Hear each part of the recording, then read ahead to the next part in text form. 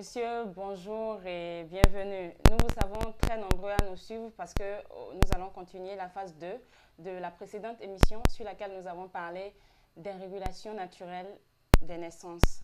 Merci Sandrine. Je pense que les gens ont été très satisfaits. Ils ont été servis la semaine dernière de ce que nous avons, de notre entretien sur la régulation naturelle des naissances.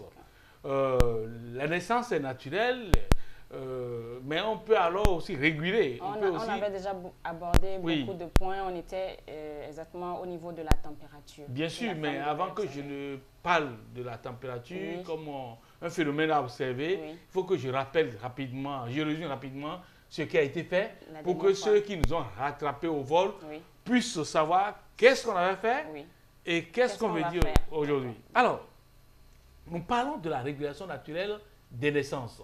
On peut espacer naturellement les naissances. C'est-à-dire on peut volontairement choisir de tomber enceinte. La femme peut choisir de tomber enceinte quand elle veut.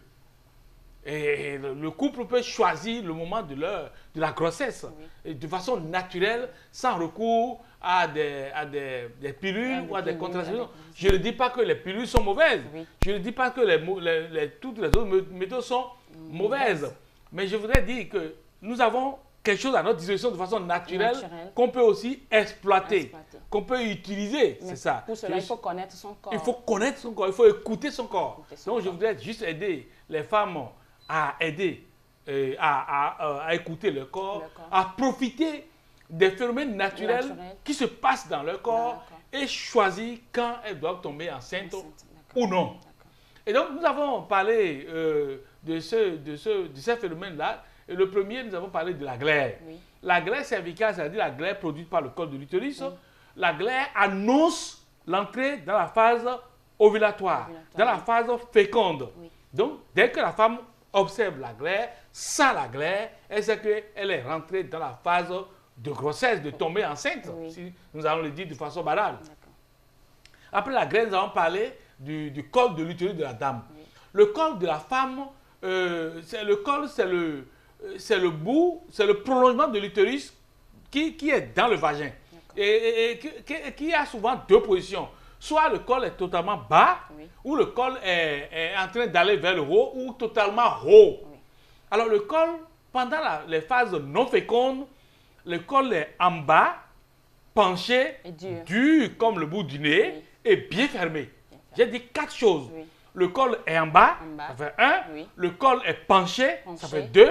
Le col est bien fermé, ça fait 3. Et le col est dur, comme le bout du nez. Mais quand la femme rentre dans la période ovulatoire, le col commence par se redresser, commence par monter, et pendant 4-5 jours, le col évolue vers le haut totalement. Le col est haut, et puis n'est plus touchable. La femme n'arrive plus à toucher le col facilement. Alors qu'en temps, chaque fois qu'elle fait la toilette, elle touche son col parce que c'est tout près, c'est bas, c'est dur et c'est penché.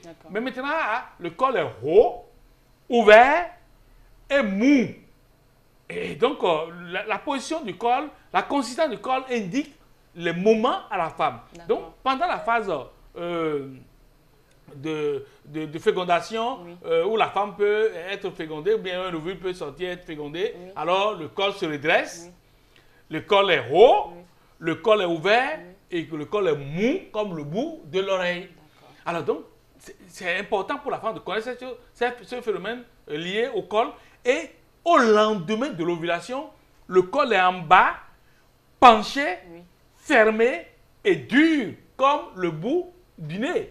Donc, le col annonce qu'on est dans la phase ovulatoire et annonce aussi la fin de la période ovulatoire. Mais c'est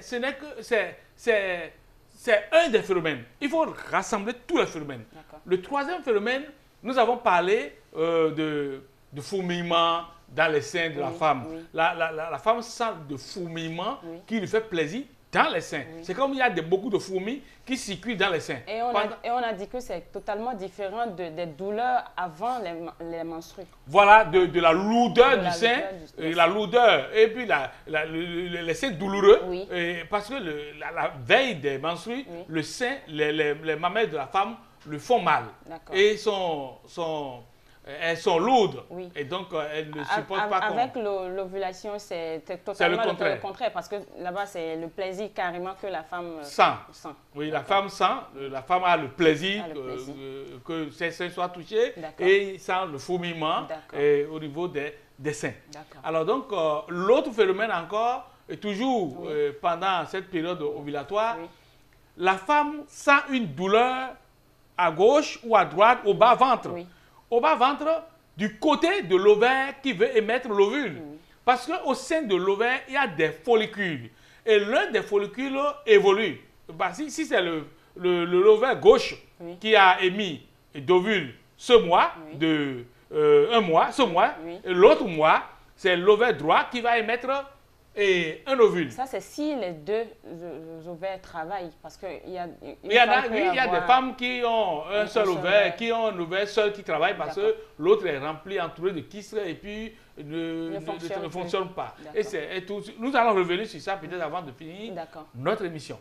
Alors donc, l'ovaire qui émet d'ovule s'enfle, s'enflamme, c'est-à-dire l'ovule n'a aucune porte de sortie. L'ovule n'a aucun chemin, aucun cheminement par lequel l'ovule sort. Non.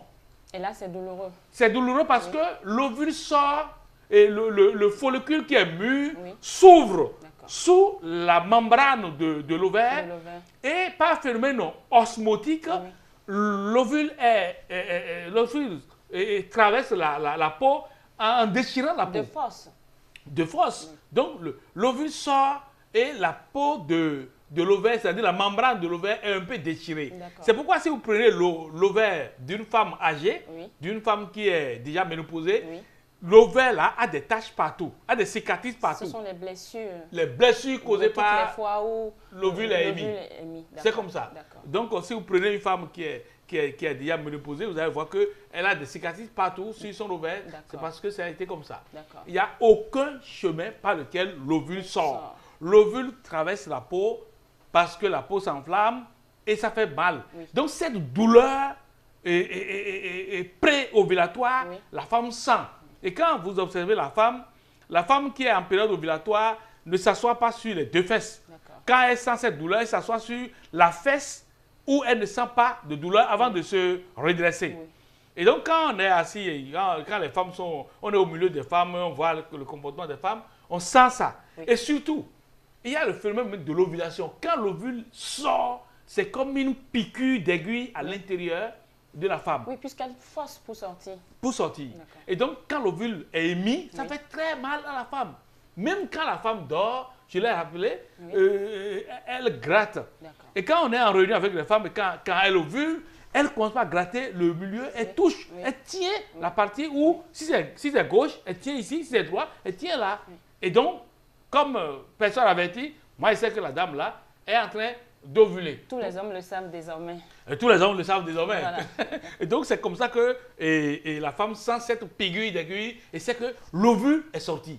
Et quand l'ovule est sorti, la femme sent que, tiens, j'ai ovulé.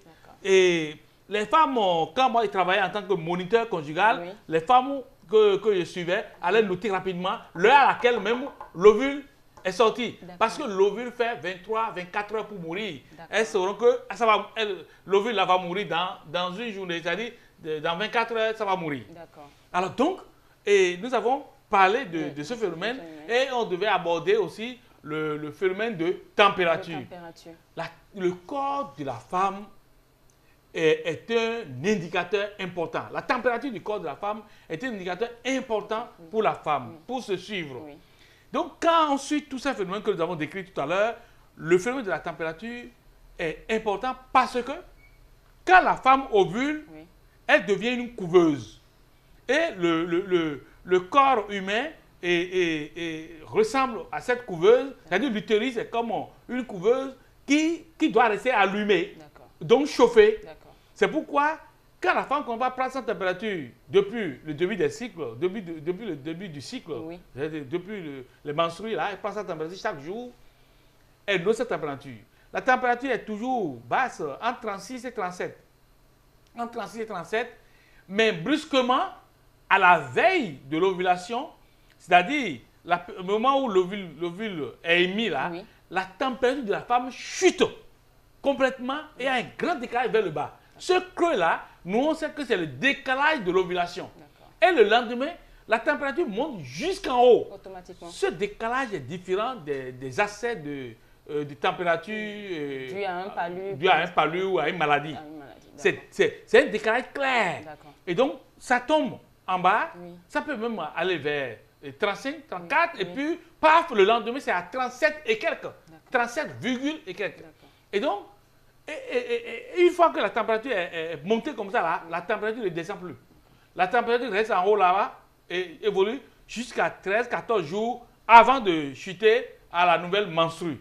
La nouvelle menstrue est due à la mort du corps jaune. Le corps jaune, c'est en fait le follicule qui a émis l'ovule qui devient le corps jaune. Cette enveloppe dans laquelle se trouvait l'ovule, et une fois l'ovule est sorti, cette enveloppe s'appelle le corps jaune. Et c'est ce corps jaune qui continue maintenant à produire la progestérone, qui est l'hormone de la maternité. Et c'est cette hormone qui chauffe la femme, qui fait que la température de la femme reste haute, c'est-à-dire au-dessus du 37 degrés. Donc la femme suit ça. Une fois le décalage là est monté, on a remarqué le décalage là, 72 heures après, l'ovule n'est plus. Donc la femme peut continuer à avoir ses rapports aisément et sans préservatif dans un couple, quoi. Parce que elle ne va plus tomber enceinte parce qu'il n'y a plus d'ovule vivant pour une conception. À ce propos, à propos des rapports sexuels, il y a une question qui intéresse beaucoup les téléspectateurs. C'est quand on a fini d'observer tout ça, pendant qu'on est en train d'observer tout ça, il faut savoir à quel moment aller au rapport sexuel, n'est-ce pas? Oui, les moments où on peut aller au rapport sexuel, c'est les moments avant la glaire. Que ce soit quand on veut avoir les enfants ou quand, Bien quand sûr, on veut. je vois la différence. C'est avant quand la glaire commence, c'est-à-dire là, c'est la période ovulatoire qui commence. Il ne faut plus avoir des rapports sans protection, sans préservatif. Sinon, la femme va tomber enceinte. Elle va féconder. Donc, avant les glaires, avant la période de glaire, la femme peut avoir ses rapports aisément. Et il faut savoir que la glaire, j'ai donné les fonctions, 5 fonctions de la glaire. La fonction nourrit les gamètes. Et le gamète de l'homme peut faire jusqu'à 72 heures, 3 jours avant de mourir, pour atteindre l'ovule. Et donc, quand le gamète se nourrit bien de la glaire, le gamète alors attend. Il est beaucoup plus fort pour atteindre l'ovule. Et c'est pourquoi, quand il y a glaire et vous avez les rapports sexuels, sachez que vous êtes en train de stocker des gamètes pour atteindre l'ovule qui va bien vivant et bien fort, qui vont pouvoir féconder l'ovule qui va c'est un seul qui féconde. Parce que la glaire contient toutes les substances qui lui permettent de rester en vie. Et puis c'est pourquoi il faut éviter de faire les rapports sexuels pendant que la glaire est là. Voilà, c'est très important. Et nous avons parlé de la glaire parce que si la glaire devient plus élastique, ça veut dire que la période, on est vraiment en pleine période. Il ne faut pas tenter d'avoir un rapport sexuel non couvert, non protégé, si vous ne voulez pas d'enfant. Mais si vous voulez d'enfant, c'est en cette période-là qu'il faut avoir les rapports. Il faut concentrer vos rapports sexuels pendant la phase où vous avez la glaire qui devient plus élastique, le col qui est en haut, la douleur que la femme sent. Tout ça là, c'est bon. C'est le bon moment pour concevoir. Donc, je parlais de la température. La température étant haute, elle reste haute longtemps. Et c'est à la mort du corps jaune, c'est-à-dire l'enveloppe de laquelle l'ovule était sorti, quand cette enveloppe-là produit la progestérone, et qu'il n'y a plus de retour. C'est-à-dire qu'il n'y a pas un bébé. S'il y avait un bébé, il y aura une réaction depuis l'utérus que tiens, il y a un bébé là-bas, donc le corps jaune peut conduire longtemps, voire jusqu'à 3 mois avant que le placenta ne prenne le bébé en charge. Mais quand il n'y a pas de bébé, le corps jaune ne vit que 2 semaines, c'est-à-dire va mourir 13-14 jours. Et à ce moment, on a l'écoulement. À ce moment-là, il y a l'effondrement de l'endomètre, c'est-à-dire l'enveloppe qui couvre l'utérus à l'intérieur et qui était même emplie, attendant un œuf attendant le bébé. Mais puisqu'il n'y a rien là, cette enveloppe-là s'effondre. L'effondrement de l'endomètre là, c'est ça qu'on appelle la menstruée. Et communément, on appelle ça les règles. Voilà. Donc, c'est ça. Et donc, la femme doit se connaître pour pouvoir maîtriser ces différents phénomènes qui existent dans son corps, pour pouvoir choisir quand elle va tomber enceinte ou espacer ses naissances. Et tous ces phénomènes doivent être observés ensemble. Je ne dis pas d'observer la température à part, la graisse à part, le col à part, les douleurs à part, les fourmillements à part. Non, tout est ensemble. Et le mari doit suivre sa femme et pour lui dire, est-ce que tu sens telle chose? Comment c'est? Et puis la femme doit échanger avec son mari, exprimer ce qu'elle vit à l'intérieur. Maintenant, je vais peut-être donner un peu de conseils au couple, parce que c'est très important. Il faut qu'on leur permette de savoir comment utiliser à bon cette escient méthode pour se permettre d'avoir des enfants quand ils veulent. Très bien. Voilà. Alors donc, pour les couples qui veulent des enfants, je vais parler à deux catégories de couples. Le couple qui a, le couple dans lequel la femme a les deux ovaires qui fonctionnent de façon alternative. Les ovaires ne fonctionnent pas de façon simultanée. Et l'autre fonctionne ce mois-ci, et l'autre mois. Alors donc, si c'est ça, la femme a 12 chances dans l'année pour tomber enceinte. Parce qu'une femme est censée tomber enceinte tous les mois. Oui, oui, parce que l'ovule est émis chaque mois. Et donc, mais si la femme ne tourne que sur un seul ovaire, selon que son gynécologue lui a dit ça, alors la femme a seulement 6 fois la chance. En 2 mois, elle a une seule chance. Et c'est 24 heures pour tomber enceinte. Alors, donc, je voudrais d'abord m'adresser à ces femmes-là qui tournent sur un seul ovaire. Qu'est-ce qui se passe? Alors, si c'est un seul ovaire qui marche, la femme sait. Elle sait. Elle sait que la douleur, c'est à un seul côté. Et que la piqûre, c'est à un seul côté. Mais l'autre, moi, elle ne sent rien de l'autre côté. C'est-à-dire qu'elle tourne sur un seul. Et puis, souvent, elles ont des cycles irréguliers de 2 mois et c'est comme ça. Ou bien il y a beaucoup de kystes qui entourent l'autre ovaire et qui bloquent, qui empêchent que l'ovule circule dans le pavillon. Alors donc, ce que moi je veux dire est que quand un couple souffre, un couple est en difficulté de conception et que la femme n'a qu'un ovaire, il faut respecter certaines règles. La première règle, il faut vraiment chercher la période féconde pour avoir les rapports sexuels dans la période féconde, c'est-à-dire quand il y a l'écoulement des glaires, quand le col est en haut, ouvert et mou comme le bout de l'oreille, et quand, en matière de température, là, quand la température est basse, la femme suit comme ça avec son mari, et surtout, quand elle sent la piqûre, là, la douleur, là, elle sait que c'est le moment. Il faut avoir les rapports sexuels pendant ce moment-là pour avoir la conception, pour concevoir l'enfant. Et surtout, à l'éjaculation, il faut que l'homme éjacule au fond du vagin de la femme. C'est-à-dire que, parce que quand les hommes veulent éjaculer, ils perdent l'équilibre. Ils n'ont plus la force de se mouvoir. Donc, en ce moment-là, la femme doit rapprocher son mari suffisamment contre elle pour que l'éjaculation soit au fond du vagin, parce que le col est déjà ouvert et en profondeur et ouvert, et donc ça peut couler facilement dedans. Deuxième conseil, il faut que l'homme après éjaculation prenne le coussin, c'est-à-dire l'oreille de la femme et son propre oreille, l'oreille de l'homme, et mettre sous les fesses de la femme. Ça fait 2 oreilles. 2 oreilles pour pencher la femme pour que ses fesses soient en haut, penchées vers le bas, penchées vers le ventre, pour permettre à ce que le sperme laissé puisse couler en profondeur et qu'elle reste dans cette disposition pendant 1 heure, 30 minutes à 1 heure de temps, et comme ça, elle se lève pour faire ses toilettes. Donc déjà, la quantité de sperme qui est entrée est importante. Quelle est la partie exacte de la femme qui doit se retrouver sur les oreillers? J'ai dit les fesses. Les fesses, donc parce que sa hanche, ses fesses soient sur les oreilles. Elle est assise? Et non, elle est couchée.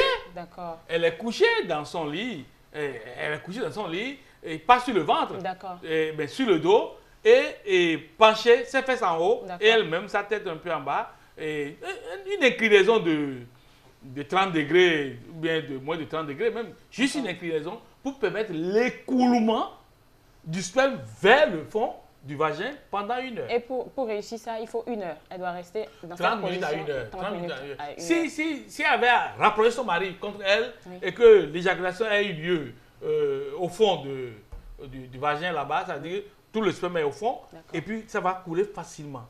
Voilà, c'est très important. Et il faut que les hommes aussi essayent d'évaluer la quantité de spermatozoïdes qu'ils ont, tout ça là, pour que le sperme ne soit pas pauvre. Ils en ont la possibilité? Oui, oui, il faut aller seulement chez le gynécologue et tenir le rapport avec sa femme, ou bien d'une manière ou d'une autre, là, et il va pouvoir éjaculer et le gynécologue va utiliser le sperme, analyser le sperme pour lui dire si ces gamètes sont en bonne forme, ou si les gamètes ont 2 têtes, ou 2 queues, ou 2 flagelles, ou le pourcentage qui survit. Ça, ce n'est pas mon rôle ici. C'est au gynécologue de lui conseiller, de l'accompagner, de lui montrer comment les choses se passent et de lui prescrire des médicaments qu'il faut pour qu'il puisse avoir beaucoup plus de spermatozoïdes dans son sperme. Donc, une fois ce couple-là observe ces règles-là, la femme peut tomber aisément enceinte. La femme va tomber aisément enceinte. Sinon, elle n'a qu'une journée. Et si elle rate, c'est une perte. Et donc, c'est pourquoi ces couples-là, très longtemps, beaucoup de femmes disent « Ah, je n'arrive pas vite concevoir. Hein. » C'est parce que souvent, elles tournent sur un seul ovaire où il y a d'autres problèmes que les gynécologues pourraient les aider. Alors donc, nous pouvons aussi maintenant parler à ceux qui veulent éviter les grossesses. Alors, ceux qui veulent éviter les grossesses... La femme qui a 2 ovaires qui fonctionnent normalement, elle n'a pas besoin de position, elle n'a pas besoin d'oreiller ni de... Elle a besoin. Oui, elle a besoin. Toute femme a besoin. Pour accélérer le processus d'écoulement du sperme, on en a besoin. Dans le cas d'une recherche pressante de oui, pressante, voilà. D'une recherche pressante. Voilà. Parce que quand les femmes ont envie de concevoir et elles ne conçoivent pas, elles souffrent, elles pleurent. Elles ne supportent pas. Et donc, nous parlons pour aider les couples, à concevoir. C'est très difficile comme moment. Oh, c'est un moment très difficile pour les couples et puis c'est atroce. Surtout pour la femme. Oui. Alors donc, tous ces conseils-là, nous donnons pour aider les couples à concevoir ou à ne pas concevoir. Donc, pour ceux qui ne veulent pas concevoir, il faut éviter les rapports sexuels pendant cette phase-là. C'est tout. Et c'est très important. Il faut que la femme sache ça. Et donc, il faut que la femme sache que son corps est plus qu'une machine. Et qu'il y a tous les phénomènes qui s'opèrent dedans et qui font qu'elle peut s'observer et faire en sorte que, tiens, c'est le moment où je peux avoir d'enfants, je profite, tout ça. Donc, tout ça, ce sont des indicateurs naturels qui se passent, qui existent dans le corps de la femme. Et ça donne des avantages au couple de s'observer et de pouvoir se limiter à cette régulation naturelle des naissances pour pouvoir vivre aisément. Moi, ma femme n'a jamais eu recours à une pilule? Non, rien du tout. C'est depuis ma formation dans ce domaine dans les années 90, nous avons évolué comme ça et puis on a espacé nos grossesses comme nous voulons. Après notre premier enfant, moi, je devais continuer à étudier encore. Parce que j'aime beaucoup étudier. Oui, vous avez beaucoup étudié. et donc, on a fait un espacement de 10 ans. 10 ans sans avec la méthode naturelle, là. Méthode naturelle. Donc, ça a été comme ça. Et jusqu'à ce que je sois prêt maintenant pour un deuxième enfant. Et ça a été comme ça. Donc, c'est un avantage au couple de pouvoir utiliser cette méthode et de pouvoir maîtriser leur corps, maîtriser les phénomènes qui se passent en eux. Et je ne dis pas que les autres méthodes sont mauvaises. Je suis en train juste d'aider les couples qui veulent tenter, utiliser la régulation naturelle de naissance. Les couples qui veulent connaître, qui veulent écouter leur corps. Voilà. Docteur Agon, merci beaucoup. Merci encore une fois pour vos apports. Voilà. Madame, monsieur, merci. Merci d'avoir été là.